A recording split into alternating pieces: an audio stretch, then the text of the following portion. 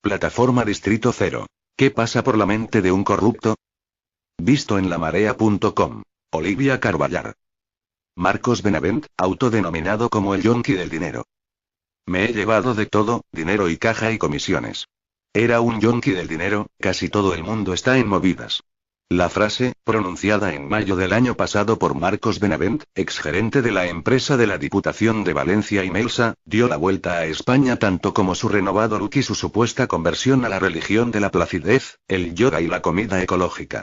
Desde la Operación Malaya hasta el más reciente caso Noos o la trama Gürtel, la corrupción ha sentado en el banquillo a personalidades como el yerno del rey, el tesorero de un partido de gobierno, poderosos empresarios, políticos, reconocidos abogados, afamados artistas, futbolistas, banqueros y todos son acusados de robar y algunos ya han sido condenados. ¿Pero qué pasa por la cabeza de una persona rica para querer defraudar? ¿Qué pasa por su mente? Lo mismo que por la mente de cualquier delincuente antes de cometer un delito. Es decir, los delincuentes toman la decisión de delinquir, agredir a un desconocido para robarle o defraudar a Hacienda, porque deciden hacerlo y esto es lo que sucede en su mente, resume el profesor de psicología en la Universidad de Barcelona Antonio Andrés Puello.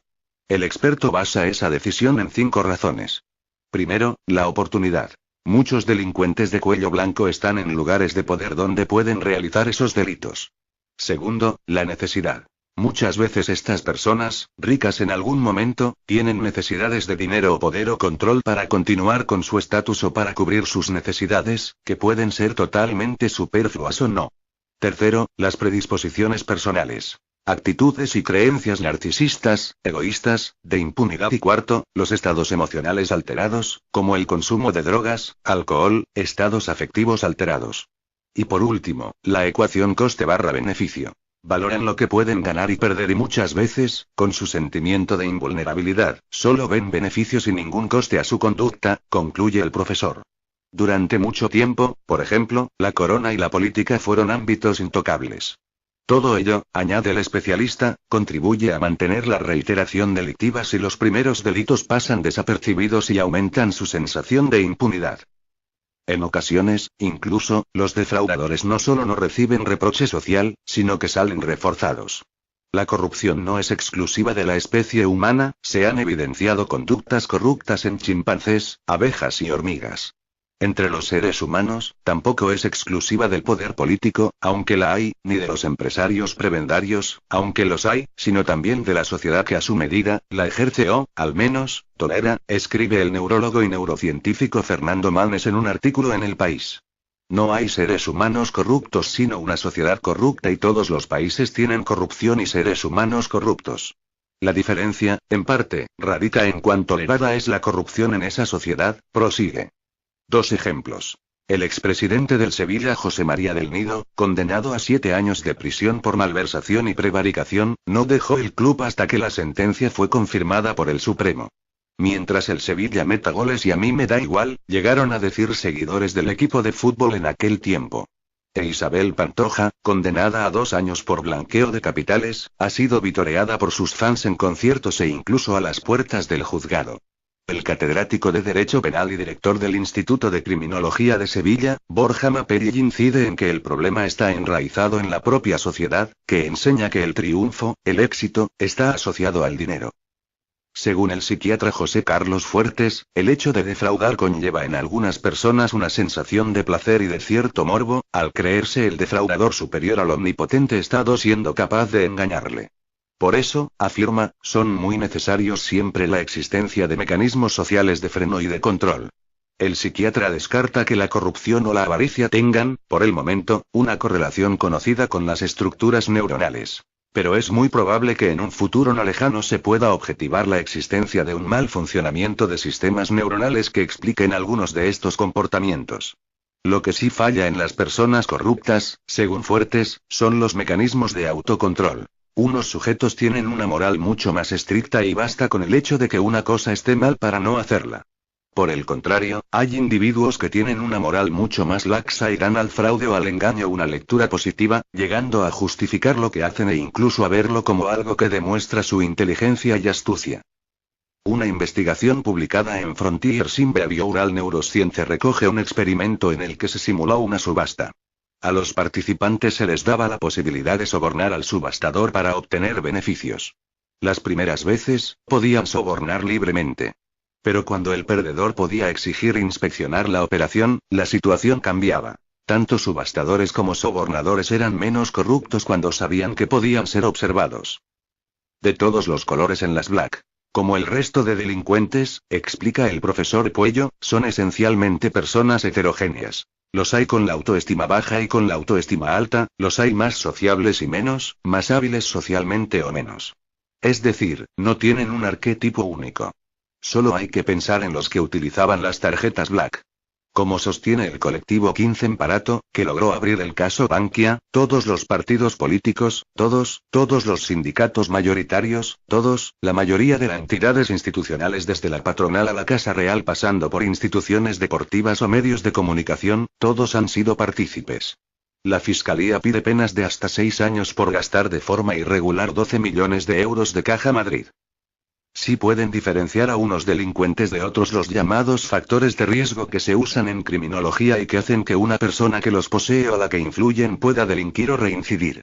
Puello los agrupa en 4 grandes tipos. Actitudes antisociales, creencias de que lo que hago es correcto y la ley está equivocada, consideraciones egoístas e interesadas sin medir las consecuencias para los otros. Historia de vulneración de normas, personas con antecedentes de conductas ilegales, amorales, etc. y patrones de personalidad antisocial, narcisistas, psicopatías, trastornos límite de personalidad, bajo autocontrol, impulsividad, etc. y colegas o amigos, asociados, antisociales, bandas criminales, otros delincuentes, etc.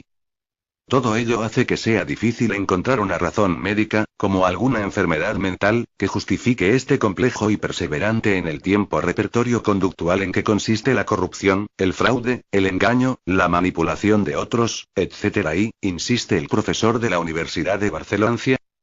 Ni siquiera en el caso de los reincidentes, como Mario Conde, se trata de una enfermedad. Podríamos hablar de un estilo de vida, de un patrón de personalidad antisocial y también, ¿por qué no?, de un trastorno de personalidad. En la psicopatología criminal y en referencia a sujetos como el mencionado se les denomina psicópatas integrados o serpientes con traje. Como llama Robert Hare, el mejor experto mundial en psicopatía, a los delincuentes de cuello blanco y análogos que no cometen delitos de sangre o que pertenecen al mundo de la exclusión social y, explica Puello. El psiquiatra José Carlos Fuertes lo corrobora. Lo que hay son personalidades anómalas, tóxicas o desequilibradas, pero no son enfermos en el sentido que la psiquiatría entiende hoy. La avaricia no es una enfermedad ni un trastorno mental. Como mucho, es una conducta inadecuada cuya base puede estar en un trastorno de la personalidad. La ambición es una conducta consustancial con la condición humana. Y tampoco tiene por qué ser de entrada un comportamiento negativo. Puede ser motivadora de la acción. Lo que sí es enfermizo es la ambición sin límites, cuando se convierte en una obsesión y conduce a saltarse las normas y a defraudar. En el caso de personas de origen humilde y, tras amasar una fortuna, deciden defraudar, como artistas o futbolistas, el psiquiatra sostiene que puede haber un cierto revanchismo al haber tenido privaciones y dificultades en la infancia, lo que aumenta su ambición en la vida adulta. Su autoestima está en función de lo que tienen, no de lo que son.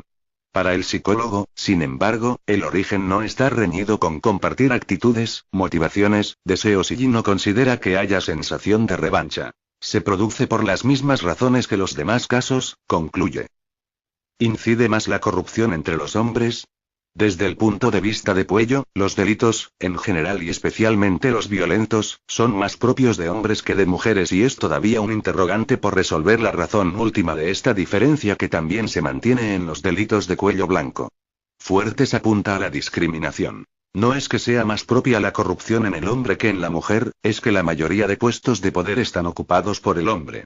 No se puede afirmar que exista el gen masculino de la corrupción. Lo que sí ponen en evidencia a la mayoría de los implicados es la relación estrecha entre poder y corrupción. Solo tienen una barrera que los separa: la ley, la moral y la ética. El cumplimiento por parte de los poderosos de las normas y las leyes. Pero el individuo humano puede elegir entre hacerlo y no hacerlo. Los delincuentes, cuando son penalmente responsables, eligen no respetar la ley, afirma el profesor de psicología. Para el psiquiatra Fuertes, lo que asocia la mente con el poder es la consecución de cualquier objetivo que se desee. Y de ahí a las prácticas inadecuadas, inmorales o ilegales el paso no es muy grande. Pero debe quedar claro que no siempre el poder tiene indefectiblemente que ir asociado a la corrupción. Este artículo fue publicado el 1 de octubre de 2016. Ayuda a compartir a plataforma Distrito Cero lo que muchos medios esconden.